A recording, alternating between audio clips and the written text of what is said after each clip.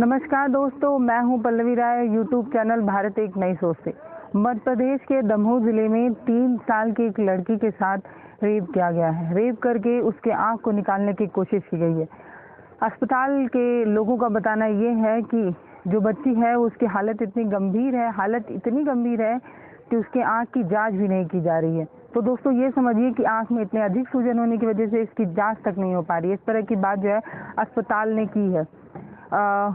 मध्य प्रदेश के जो पूर्व सीएम है कमलनाथ, उन्होंने कई तरीके के सवाल किए हैं मौजूदा सीएम से। उन्होंने कहा कि अभी देश में लॉकडाउन का माहौल है, लोग अपने घर से बाहर भी नहीं निकल पा रहे हैं। इसके बावजूद जो अपराधी हैं उनके हौसले इतने बुलंद हो रहे हैं कि वो जो है वो बाहर भी निकल रहे हैं और अपने अपराध को कर भी रहे हैं।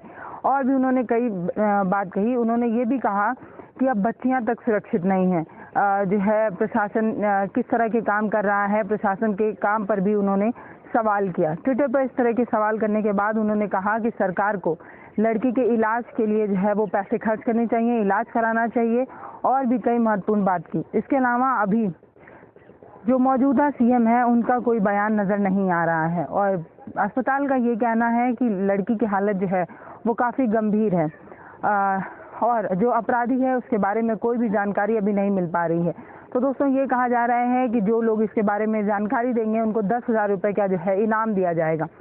दोस्तों मेरा सवाल आपसे यही है कि हमारे समाज में लड़कियों को या महिलाओं को एक तरफ देवी माना जाता है, उनकी पूजा की जाती है, दूसरी तरफ ये भी कहा जाता है कि जहाँ महिलाओं का सम्मान होता है वहाँ देवता निवास करते हैं और महिलाओं को लेकर न जाने कितनी अच्छी अच्छी बातें कही जाती है। महिलाओं के रिजर्वेशन पर कुछ लोग जो है वो सपोर्ट में नजर आते हैं तो कुछ लोगों को जो है वो बुरा भी लगता है। कई लोगों का ये भी कहना होता है कि अब तो लड़की लड़का बराबर हैं, तो फिर महिलाओं को किस बात का रिजर्वेशन, महिलाओं को इसी बात का रिजर्वेशन चाहिए। पहले तो महिलाओं को घर से बाहर निकलने की या फिर समाज में साथ खड़े रहने की अनुमति ही कहाँ मिलती है। 1-2 शहरी इलाकों में या शहरी इलाकों में महिलाओं की स्थिति अच्छी खासी समझी जा सकती है, लेकिन इसके ठीक उलट गांव में आज भी महिलाएं या लड़कियां अपनी इच्छा से अपनी पढ़ाई नहीं कर पाती। उन्हें घर की लक्ष्मी बताकर उन्हें घर में बैठाया जाता है। इसके अलावा छोटी छोटी पसंद भी है उन्हें मारनी पड़ती है क्योंकि उन्हें घर की लक्ष्मी कहा जाता है और महिलाओं के साथ कई तरह की बातचीत जो है वो की जाती है। एक तरफ महिलाओं को बंद तिजोरी बताया जाता है, दूसरी तरफ महिलाओं को लक्ष्मी बताया जाता है और न जाने कितनी बातें की जाती है। महिलाओं की अगर बात छोड़ ही दीजिए तो बच्चों को भगवान का स्वरूप समझा जाता है।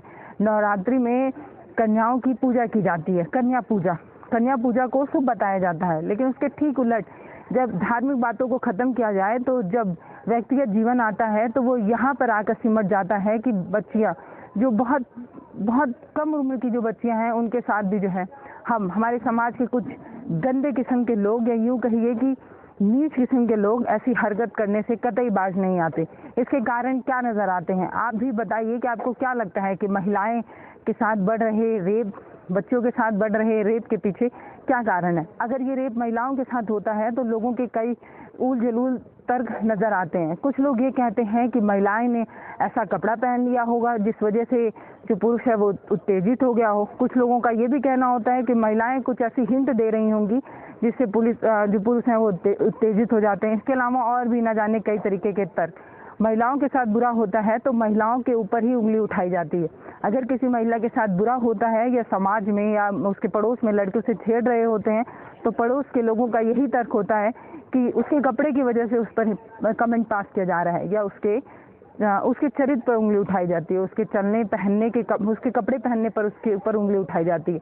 तो जो महिलाएं बड़ी होती हैं, मान लेते हैं वो अंग प्रदर्शन करके लोगों को जो है वो आकर्षित करती हों, जैसा कि लोगों का तर्क है, लोग ये तर्क देते हैं। लेकिन जो छोटी बच्चियां, जो 3 साल की बच्ची ऐसा क्या कर दी कि लोग जो है उसके साथ ऐसा करने के लिए उतावली हो गए। मैं उन लोगों से यही कहना चाहती हूँ जो लोग ये बेफिजूल की तर्क देकर महिलाओं को हर तरीके से दबाने की कोशिश करते हैं। पहली बात तो ये कि जो ये उल जलूल की लोग तरह के तर्क देते हैं उन्हें अपने दिमाग का इलाज कराना चाहिए। वो लोग ऐसे तर्क देकर सिर्फ उन महिलाओं के ऊपर उंगली नहीं उठाते जिन महिलाओं के साथ बुरा होता है, वो अपने घर परिवार की महिलाओं को भी कमजोर करते हैं। जो लोग ऐसे तर्क देते हैं कि जरूर महिला की ही कोई गलती होगी, जरूर उस लड़की ने ऐसे तरह के कपड़े पहने होंगे, जरूर उस लड़की ने इस तरह का काम किया होगा, जरूर उस लड़की ने कुछ तो किया होगा कि ऐसा हुआ, मेरी लड़की के साथ तो नहीं होता।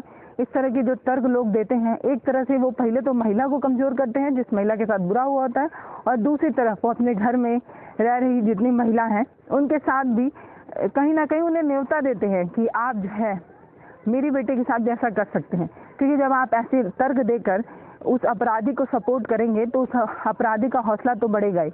इस जो घटना हुई है इसकी निंदा की जानी चाहिए। परिवार वालों का कहना है कि वो शाम के 5 बजे पड़ोस की दुकान से सामान लेने गई थी और तभी से वो गायब हो गई। आखिरी बार उसे तभी देखा गया।